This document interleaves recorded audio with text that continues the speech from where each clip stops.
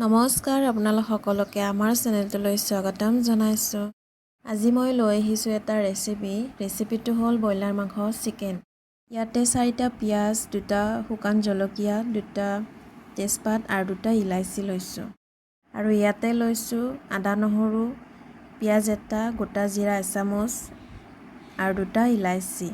আৰু এইখিনি এতিয়া মই পেষ্ট কৰি ল'ম। কেৰাহীটো গৰম হোৱাত তেল দি দিলোঁ।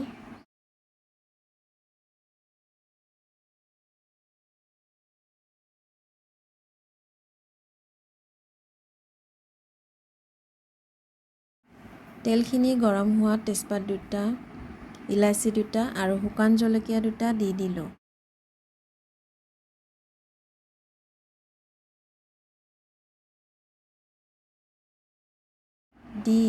আৰু এতিয়া কাটি থোৱা পিঁয়াজখিনি দি দিলোঁ।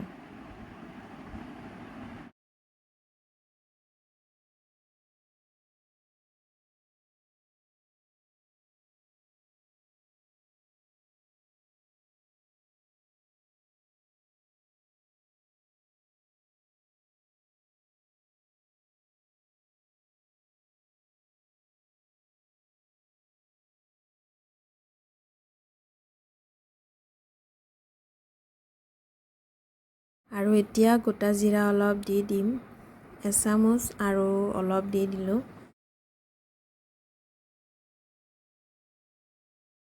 আৰু পিঁয়াজখিনি ভালদৰে ভাজি ৰংচোৱা হ'ব দিম।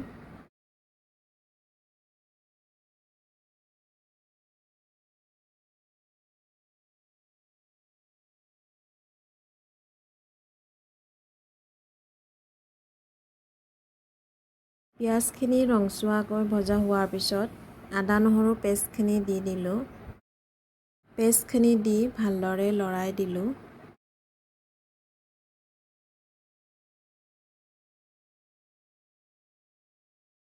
আদা নহৰু পেষ্টখিনি ৰংচোৱা হোৱালৈ ভাজি এতিয়া হালধি দি দিলোঁ। হালধি দিয়াৰ পিছত এতিয়া মাংসখিনি দি দিম।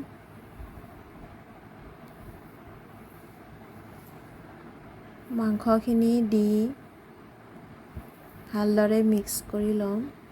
আদা নহৰু পিঁয়াজ মাংস একেলগে মিক্স কৰি ল'ম।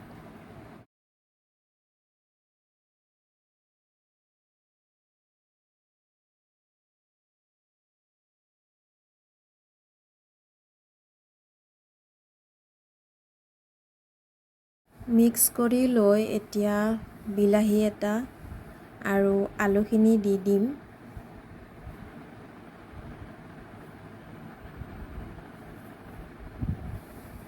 দি গোটেইখিনি ভালদৰে মিক্স কৰি ল'ম, লৰাই থাকিম।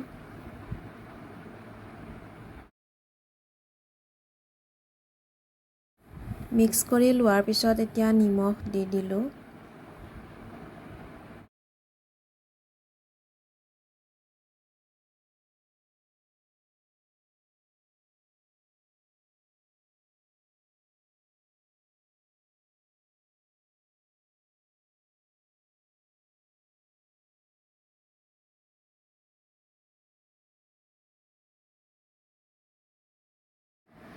আজি মোৰ ছোৱালীজনীয়ে কেমেৰাটো ধৰাত হেল্প কৰি আছে। আৰু এতিয়া মই মছলা দি দিম।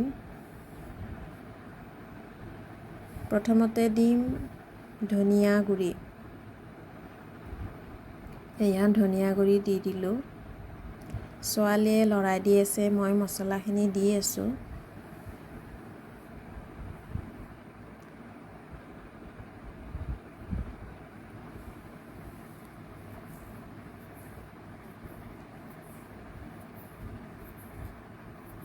ধনিয়া গুড়ি দিয়াৰ পিছত এয়া কিটচেন কিং গুড়ি অলপ দি দিলোঁ। ছোৱালীয়ে ধুনীয়াকৈ লৰাই দি আছে। মই মছলা দি আছোঁ, তাই লৰাই দি আছে। আৰু এয়া দিলোঁ গৰম মছলা গুড়ি, লং, ইলাচি গোটেইখিনি মিক্স আছে ইয়াতে।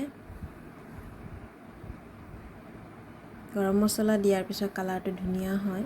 আৰু দি দিলোঁ জলকীয়া গুড়ি। জলকীয়া কমকৈ দিওঁ কাৰণ ল'ৰা ছোৱালী দুটাই খাব নোৱাৰে সেইটো কাৰণে কমকৈ দিয়া হয়।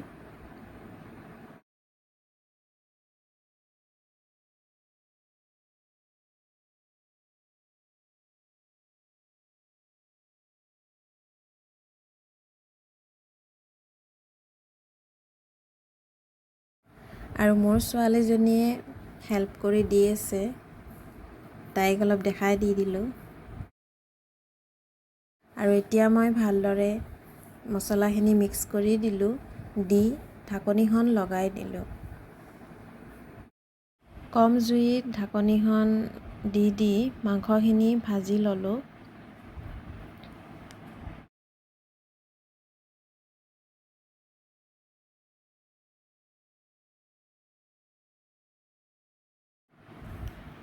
এয়া মাংসখিনি ভজা হোৱাৰ পিছত পানী দি দিলোঁ। পানী দি অলপ উতলিব দিম। পানী বেছি দিয়া নাই, অলপ দি দিলোঁ।